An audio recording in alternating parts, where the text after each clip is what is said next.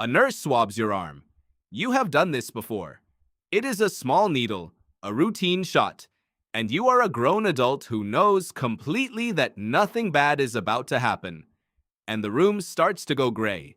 Your hearing gets thin, like it is coming from another place. Your face goes cold. There is a distant ringing, and the last clear thought you have is that you are about to do the single most embarrassing thing a person can do in a doctor's office. You faint. Over a needle you can barely feel. You have probably filed this under weakness. You are squeamish. You are not tough. Other people sit there calmly and you go down like a dropped coat. And you have always assumed that is a flaw in your character. But you have it backwards. What just happened to you is not weakness, and it is not really even fear. It is one of the strangest survival reflexes in the human body, running at the worst possible moment.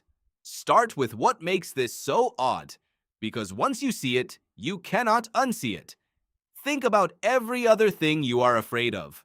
A spider drops onto your hand. A car swerves at you. You look down from a great height. In every one of those, your body does the same thing. Your heart pounds. Your blood pressure spikes. Your muscles flood with fuel. You are wound up, alert, and ready to run or fight. That is fear doing its job. Now look at what the needle does. It does the opposite. The fainting phobia, the fear of blood and needles and injury, is the only common phobia on Earth that reliably makes people pass out. Spiders do not do this. Heights do not do this. Only this one. And passing out is the last thing a frightened animal should ever do. Collapsing in front of a threat, going limp, losing consciousness, that is not protection. That is the most defenseless a body can possibly be. So why would evolution build a fear that ends in the one response that leaves you helpless? The answer is that it is not one response. It is two, and they are fighting. When the needle comes out, the first thing that happens is completely normal. Your body reacts like any other fear. Heart rate up, blood pressure up. The fight or flight system switches on exactly the way it does for the spider. And then, in the people who faint, something crashes in behind it. A second system slams the brakes. The heart rate drops. The blood pressure falls off a cliff. Blood drains away from the brain, and within seconds, the lights go out. It is not that fear knocked you down. It is that a completely different reflex reached in, over the top of the fear, and switched you off. So what is that second reflex for? Why would a body carry a switch whose only job seems to be to drop you on the floor?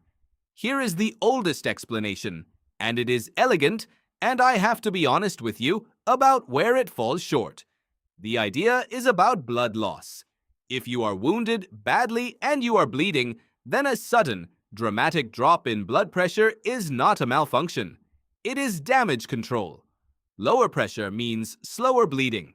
A body that faints, goes still, goes low, and loses less blood through the wound. On top of that, a limp body on the ground may simply look less alive, less worth attacking, to whatever caused the injury in the first place. Under that logic, fainting at the sight of blood is not you failing. It is an ancient wound management program, written for a world of claws and spears, deciding that the situation involves serious injury and acting accordingly. Now, the honest part. That explanation has a hole in it, and good researchers are the first to point it out. It works beautifully for blood and gore. It does not work nearly as well for a tiny needle or a minor cut, where there is essentially no blood loss to manage. If the reflex evolved to limit bleeding, why does it fire so hard over a flu shot? There is a second hypothesis that tries to fill the gap, and it is not about fear at all. It is about disgust. The proposal is that fainting at blood is wired into the same system that handles revulsion, the machinery that evolved to keep us away from disease, from wounds, from the insides of other bodies where infection lives. On this view, the needle does not frighten you so much as it disgusts some deep part of you, and that disgust system, not the fear system, is the one pulling you down. The truth is, this is not fully settled. What is not in dispute is the shape of the thing. Whatever it is for, it is old, It is involuntary, and it is running a program that made sense in a body that could actually bleed to death from a wound, not one receiving 3 milliliters of vaccine.